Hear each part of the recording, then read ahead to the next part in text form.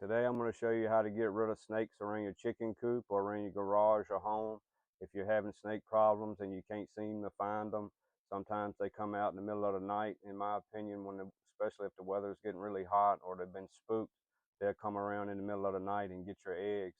So what I like to do is get me some 20 or 40 pound test line, about 6 foot of it, some scotch tape, clear scotch tape, and just get one of your chicken eggs. It doesn't matter what color it is.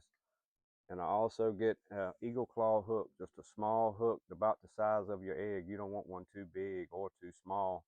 And you just take that hook and take a pair of pliers and bend it a little bit after you tie it to your fishing line, and kind of bend it to the contour of the egg like that. And put your line in on one end and your hook in on the other, and kind of offset it just a little bit. That snake's going to swallow it from this end. So if he swallows it and something he don't like, he wants to spit it out, that hook will still grab him. And you just tie your end of your hook to something solid that he can't pull off. You just don't want your pets or, kids or anything that might be curious around. This is kind of a last resort. The one thing I really like doing, get you some scissors, a hammer. I use these little staples like this, just a little garden staple.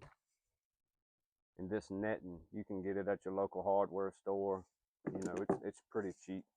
Bird netting, keep birds off the blueberries and stuff. It has little squares in it like this. And then I just take and build me a little box, like a little nest box. This one's old, I've been using a long time. I had to replace the bottom. And what you do is take that netting and stretch it out the width of your box and staple it really good all the way around. You don't want any gaps where he can go under it.